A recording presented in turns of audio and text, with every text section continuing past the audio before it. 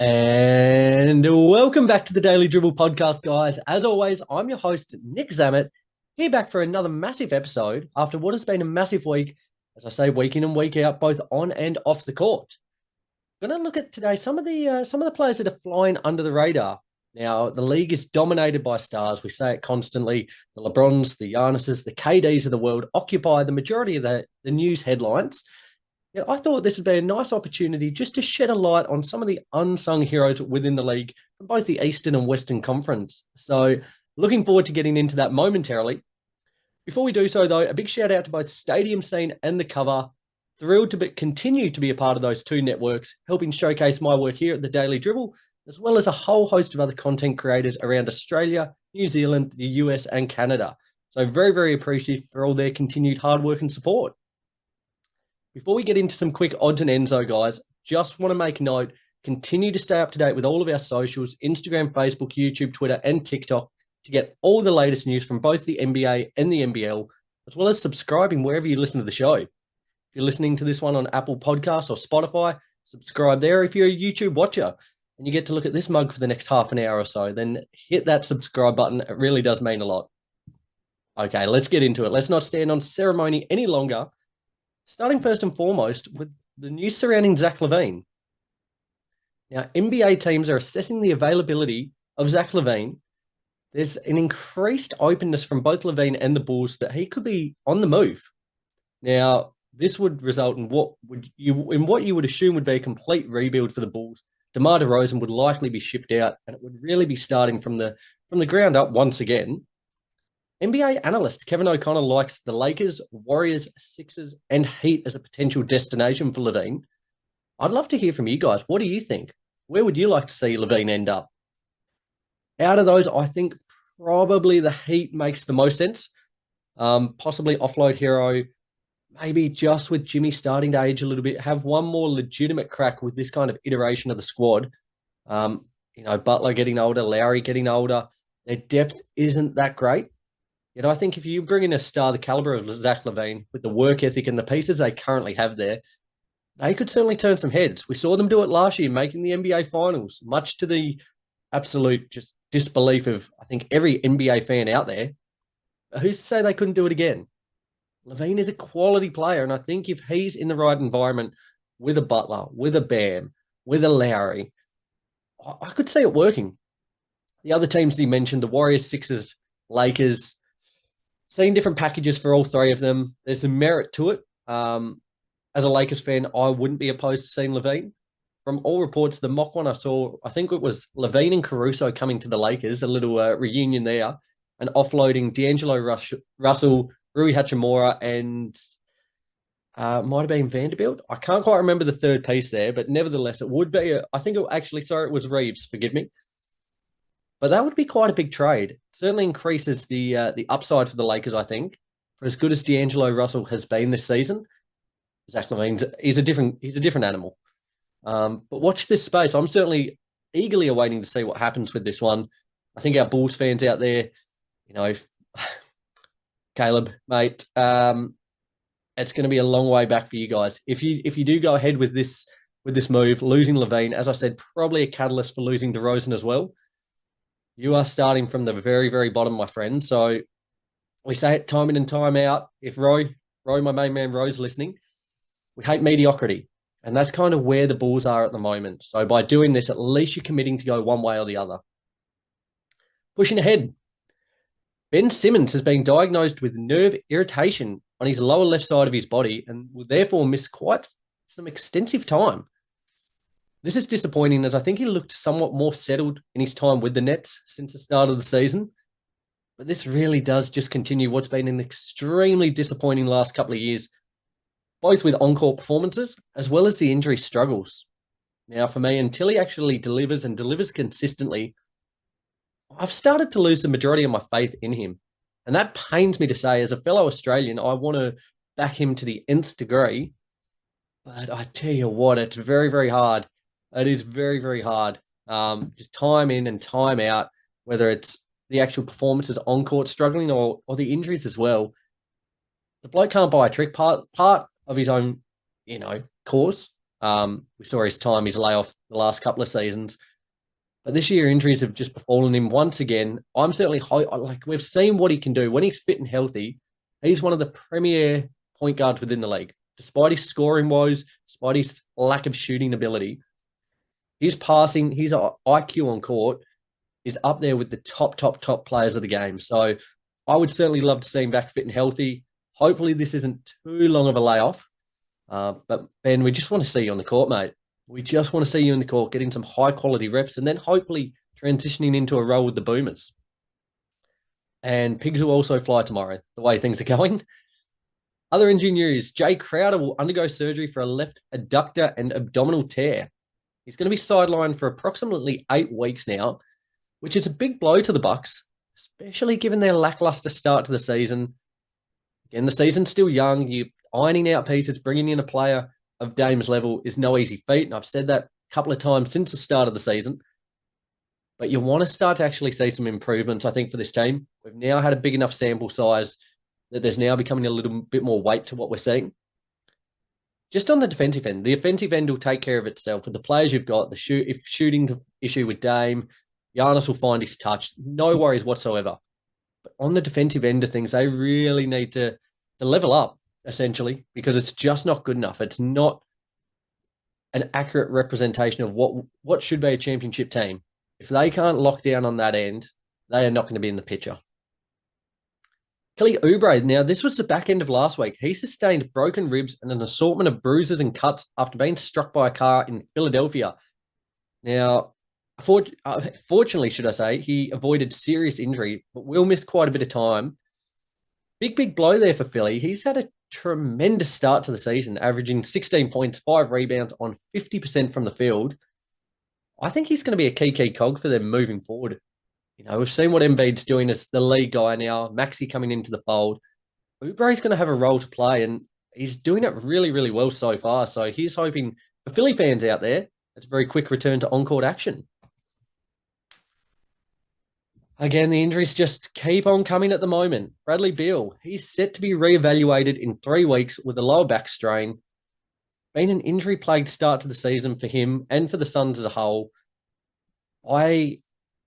I would be very wary if I was other teams out there of what the Suns will do when they're fit and healthy. Now, I watched their game versus the Jazz yesterday.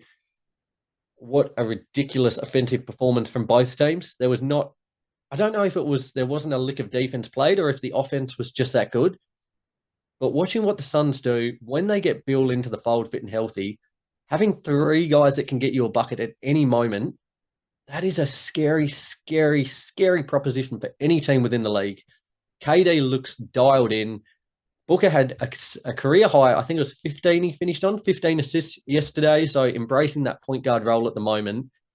If Bill comes in and looks anything like his former self, they're going to be right there once again. They've started slow. They've started the season a little bit slow, but with the talent they've got, I have no doubt in my mind that they will be in and around the mark come season's end.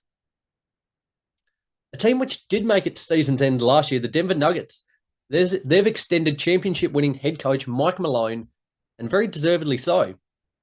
With the deal, it'll now make him one of the league's highest-paid coaches, and thus has just kind of secured their future for the next couple of years.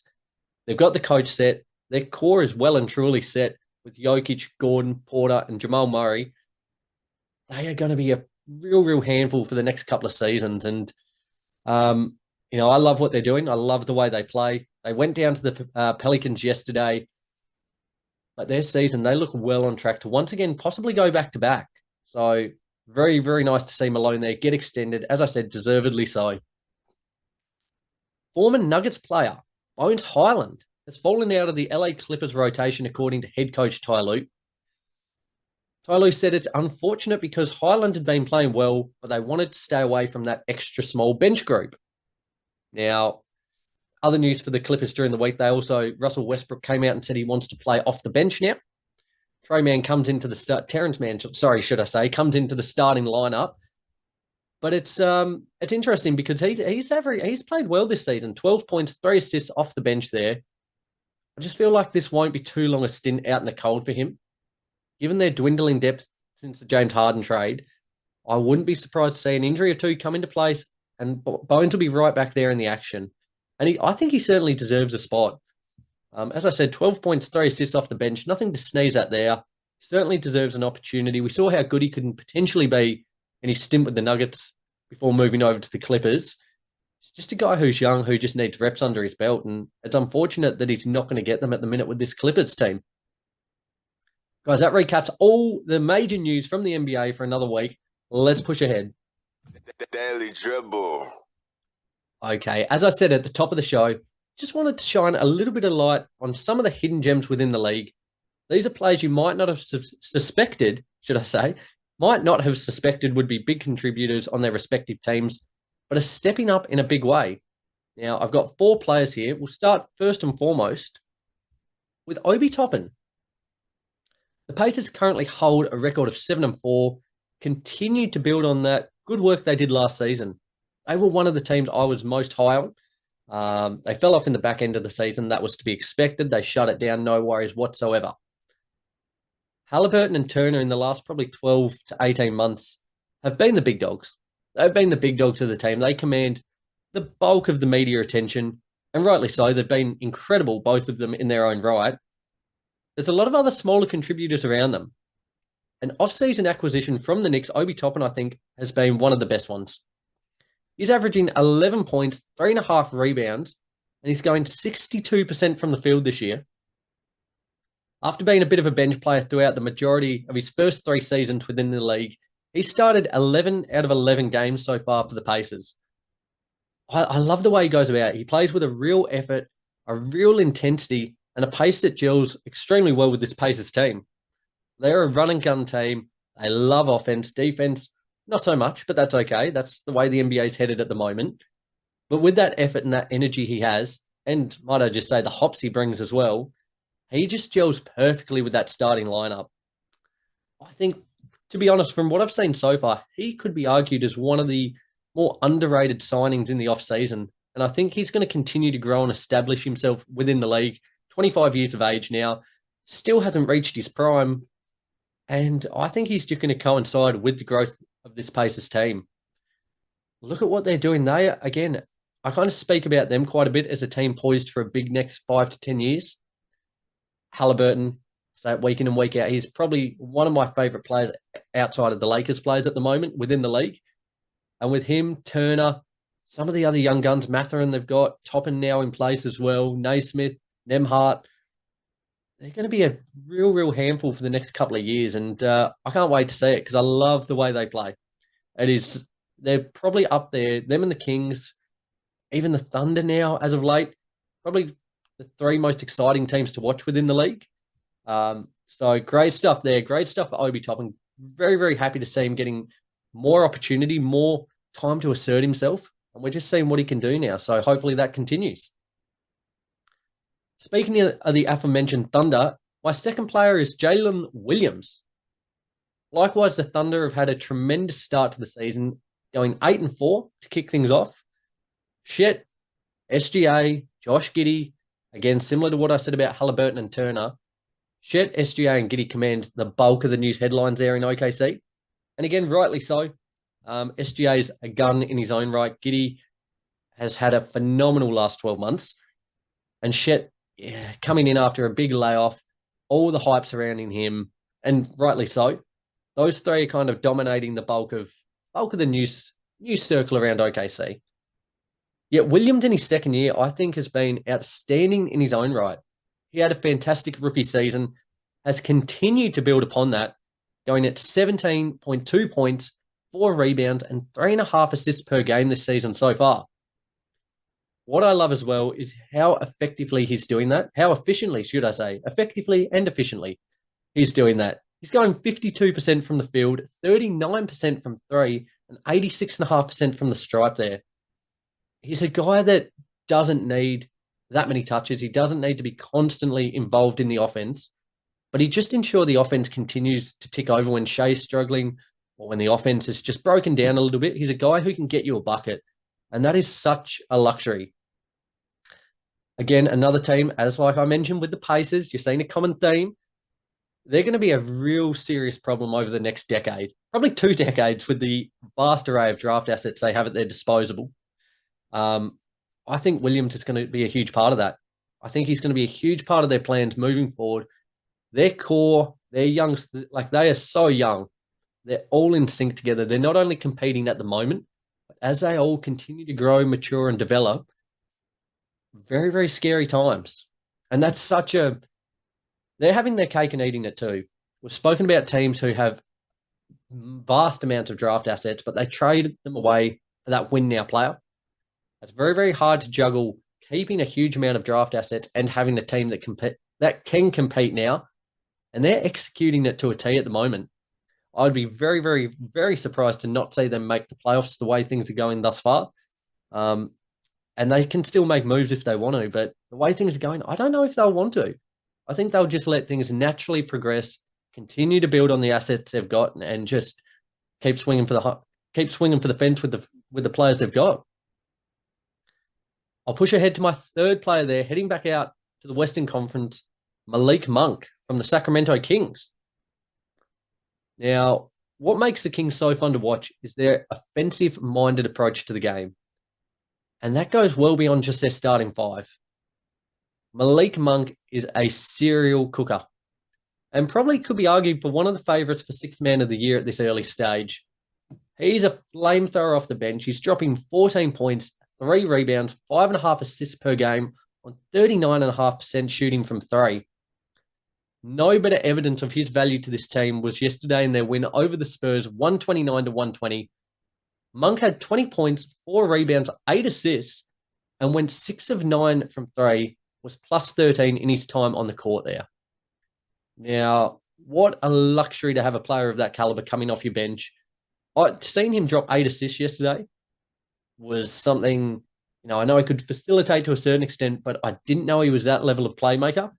I think he was pretty much the reason they won it. Zach Collins was having himself a night, and it looked as if the Spurs could clutch up there. But alongside Fox, him and Monk went bananas and really dragged them to victory. So currently has them sitting 7-4.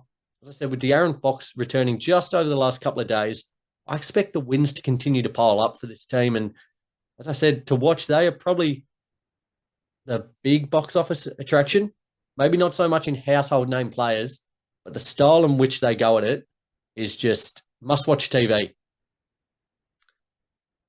Fourth and finally, Tobias Harris.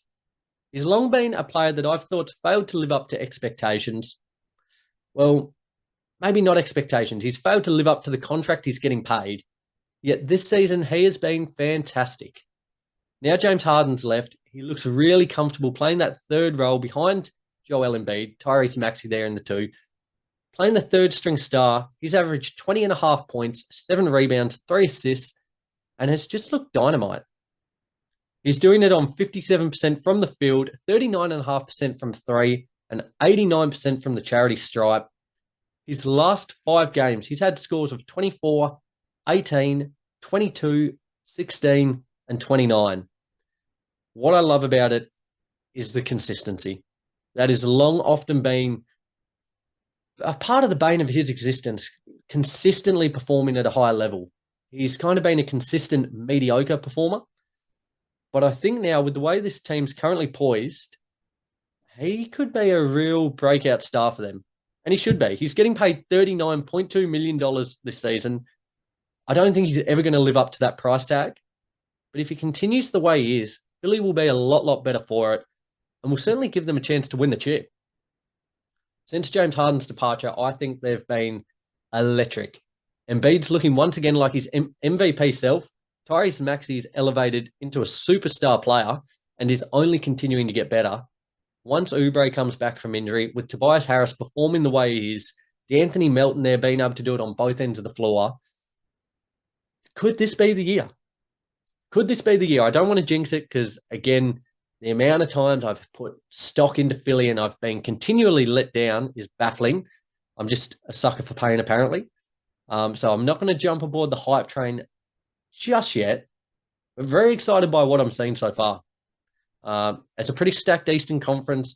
The Bucks, Celtics dominating the waves there.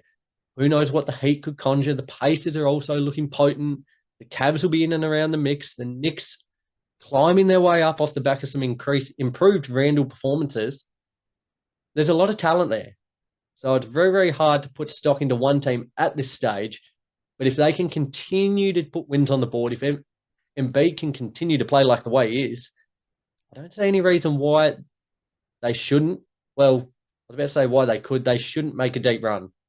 They've got to really go for it this year because, as I've said, continually disappointed me and 76ers fans out there the last couple of seasons. So here's hoping this can be the one that gets them over the hump. Guys, there you have it. There recaps 4 players who are flying under the radar for me at the moment. Obi Toppin, Malik Monk, Tobias Harris, and Jalen Williams. I'd love to hear from you guys out there what you thought. Did I get these right? Did I get them wrong? Who would you have added to this list? So hit me up on the socials, Instagram, Facebook, YouTube, Twitter, TikTok. I love engaging with all of you, so keep it coming. Had a lot of really exciting discussions surrounding everything bowl over the last couple of weeks. So keep them coming, guys. I love it. Anytime. I love talking hoops. I love talking it with the fans out there. So very, very appreciative. Keep it coming. Guys, that recaps another show for the week. Very appreciative of all the continued support. I'm certainly excited for what's going to be another big week on court. Things are heating up. We're now getting the pictures becoming a little bit clearer of where everyone stands. The early season hype surrounding some of these teams. Some of them are dropping off. Some are continuing to run with it. We're now getting a better understanding of where the lay of the land, and I'm loving it so far.